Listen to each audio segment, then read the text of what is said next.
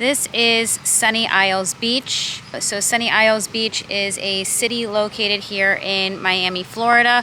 And this is the building I live in that's right behind me. And I've been posting that there's a lot of stuff going on with my condo here in Miami. My condo situation here is a mess. Just as a recap, our maintenance at this condo used to be, at one time it was like $200 or something a month. Then it went up to $390, which was a big deal then. This year, our maintenance went up to $600 a month. And as it would turn out, the $600 actually should have been a little over $1,000, and that there was an insurance shortfall for the insurance. And that's why we ended up with an assessment.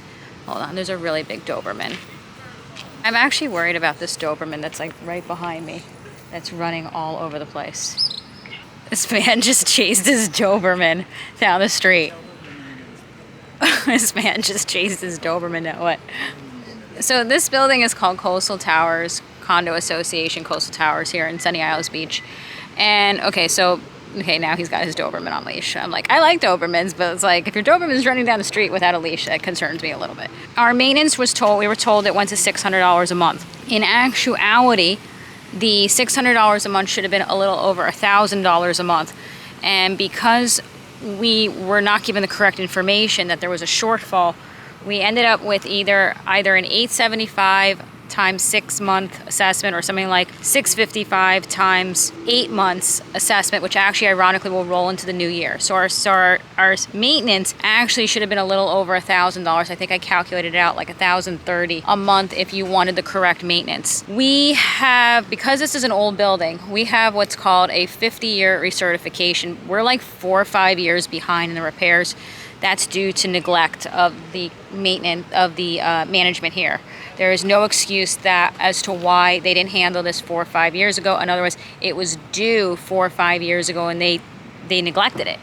So for whatever reason, the city has allowed for us to be on extension. I have no idea how that even works, but it's 4 or 5 years late. We had a contractor, somehow that got messed up, and now we're in litigation with that. We're gonna end up with a new contractor. Don't know how the fees will differ with that. We're paying an assessment for the contractor fees of, I think it came out to like an $8,000-9,000 assessment, and we've been paying like $161 a month over years now, and that's continuing. And we may get hit with now an additional assessment because new contractor. We don't know where that. We don't know. We now may get hit with a new contractor assessment. We don't know where that money is. I've asked them in emails, where's the $161 a month that we're paying? How much of that was given to the old contractor? How much was wasted? What is left in the account now? And they basically told me to go F myself and go look it up on public records, which actually doesn't answer a lot of the questions that I have. So that's the contractor issue. Besides that, we have no reserves in the building. So that means that a building is required to have, because of the incident with Surfside, which is actually only a few blocks down that way. I could actually see the site with binoculars from my unit. And ever since Surfside building collapse happened with the new DeSantis law that went into effect, some could argue, well, it's for safety, but it's actually really, really hurt us in our financial safety. The building has to have what's called total reserves. We don't even know 100% what that amount is, but we know that our building has no reserves. And apparently we have been paying into the reserves every month for years upon years upon years, yet there's actually no explanation as to why we don't have reserves. I'm going on like the building's like internal revenue that they post to the website, which doesn't make any sense when you click on it. And I'm seeing things like thousands and thousands and thousands of dollars. I don't know if it was like the 20,000 range for Christmas expenses. $20,000 in the building's budget for Christmas. What? Like, how is it possible that the budget is saying over $20,000 or something like that for Christmas expenses? Like, what does that mean? It's like we have one Christmas tree and one menorah that goes up every year, that's put up, that goes into storage, and it goes up every year. We have no decorations. It's the same tree, same menorah that goes up every single year.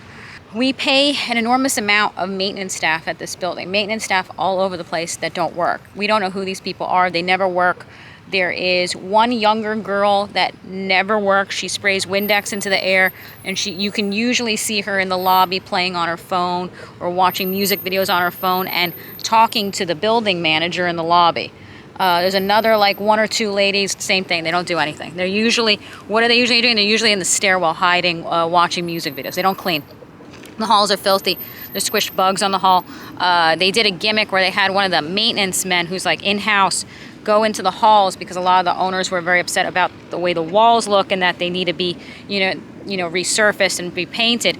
So for like 2-3 days in a row, he started on it as a gimmick where he, took off the chipping, patched it, and painted. And he did it for about 2-3 days. It's been the way it looks now for the last 2 months. There's actually walls where it shows, like, where you can see, like, he took out the old paint, patched it. In other words, he needs to paint it, and there's a notice on it that says wet paint. It's been like that now for 2 months. Totally MIA. He doesn't plan on coming back. This is an absolute joke, neglect. And again, we are paying maintenance here. We are paying maintenance for these things to be done. That's where part of it is insurance for the building, but again, part of it is the expenses of the building and the staff, which are non-existent. And also, yes, insurance has gone up everywhere, but the insurance has gone up also because when the insurance people came out here and they saw the state of the building, they saw you're behind on your 50-year recertification, they saw the state of the building. The 50-year recertification is a big part of why the insurance is up. They raise the money. They raise the money, and this is all due to neglect. There's no answer as to why a management staff would allow a 50-year recertification, which is due, to be 5 years behind. Okay, that doesn't make any sense. So, my dad and me, we live here at this building, and we are very, very concerned as to how or if we're going to be able to keep up with this. We may end up having to sell. And if we end up selling, we don't even know where we're going because the apartment isn't even worth very much now because of the neglect of the building. As many of you have been following these videos, about a week ago, my building put up an illegal notice, which basically said if you get into trouble and you feel like you can't keep up with these maintenance charges, and you decide you want to sell, you cannot. Unless you could come to the office, pay off all of your assessments in full ahead of time, you will not sell your unit. You will not be able to sell and take that money out of escrow and pay what you need to pay through the title company. We will stop the sale and we will foreclose on your unit, force you into foreclosure, and take your unit from you and take the profits. Absolutely illegal. I am not an attorney, but I rapidly sent emails to their attorneys, and a very nice attorney reached out on my behalf, and the situation got rectified. And now there's a notice up that says what it's supposed to say, which is that it can be taken out through escrow. What's a little creepy is that they sent out some information on the assessments, and they sent to each owner. And this was mailed, to be fair, before it got taken down. However, in that packet where it shows the assessments is the old notice, a copy of it that says basically we're going to take your property. They have not sent out a revised one. They did take down the one from the lobby and put up another one. But the fact that they sent that out to owners and they didn't send out a one of clarity to everyone is now maybe putting people into a position where they are panic selling because maybe they didn't stop by the lobby and see that the notice had been taken down, because the paper in itself, they look very similar. So unless you... or they don't live here. We have a lot of foreign owners or people that live in other states, other countries that are never here, so they may not know. In other words, they got something in the mail, they have absolutely no idea. And I may need to follow up on that and request that they send out a new one to all of the owners, because this is not acceptable. But I do believe that element has been taken care of. It's just that a lot of people have differing information right now, and that could affect their judgment. There are concerns that I am suspicious about regarding my building, having to do with licensing and different things that the condo association is required to have in order to operate the building. And this is a very big deal because it affects your ability. It's something that's required, and it would affect your ability to be able to look over documents, contracts, contracting, as well as to have the ability to be able to handle the safety of the building structure, as well as, its occupants, elevator safety, structural safety, all those things, especially in a new world of Surfside being down the street. I have formally reported the building to the state through a division that investigates licensing. We're waiting to hear back what happens with that. I myself, again, I am not an attorney and I'm looking up this information as a civilian, but I went on to the way you search that particular licensing. I've done the search 20 times through every different nickname and this and that you could think of, and it keeps coming back, no records found. I called the same department that investigates this from the state. They did it 4 or 5 times on the phone, couldn't find any record. They even did it by email. I sent it by email. This is the person's name. This is where I live. This is the address. Search it any way you want. Again, no records found. So the formal complaint has been made, but I have also brought it to the city of Sunny Isles Beach's attention, and there has been no response on that. And some of you would be like, well, isn't this something that has to be done at a state level? Yes and no, because this is something that has a license that has to do with the ability to run the building when it comes to building safety. And the city of Sunny Isles Beach, as all cities do, have what's called the building department. And that is who was coming out a lot after the Surfside collapse to make sure the structural integrity of the buildings. And that's how we got our pool blocked off, which says it's condemned, part of it, the end part of the pool. So it kind of is their territory. You can't, as a city, turn like this and be like, I don't want to know in the event, because we don't know 100%, in the event that this person does not have a license, the city can't allow for something like that to be happening. You can't allow someone to run a business or a building without a license, which could then jeopardize people's safety under your city rule. So I may have to reach out to them again because that is not acceptable. Again, I don't know 100% that this person's not licensed, but what I could say is that to the best of my ability, I have looked up this person's license 1,000,000 times through the site. They've looked it up themselves, the agency. They had their agents look it up on the phone. I had them look it up through email, and it keeps coming back no record. And they're actually the ones who said, we're going to send you the complaint form, and this is how you file a complaint. And they actually advised me to make a complaint because they said, we don't have a record of this person, now you need to make a complaint. When you look this up, not only is this, someone would ask, well, what is the consequence in the event this person does not have a license? They can't run the building. It would also be some sort of crime that you've been impersonating a license, all of that. So it's a really big deal in the event that is true. We don't know 100%. And quite frankly, if somehow this person's license comes up, then maybe they didn't give us their correct name, or there's some other weird element that needs to be addressed, because again, we have all looked it up time and time, and we cannot find this person. So in the event that we're all wrong, but what I'm saying is, I'm not saying 100% this person doesn't have a license, but I would say there's high suspicion that they do not. And we suspect that, and the division suspects it as well. So I have a lot of concerns about the financials of the building. I've asked them many, many times at this building, can you tell me about the financials of the building? Can you explain to me how much money is left in certain accounts? And they're going, come into the office, we'll explain it to you. I'm not going into this management office to ask any questions, anything more than I have to. The management staff has past behavior that is very, very concerning. And it would be actually a safety concern to go into the office.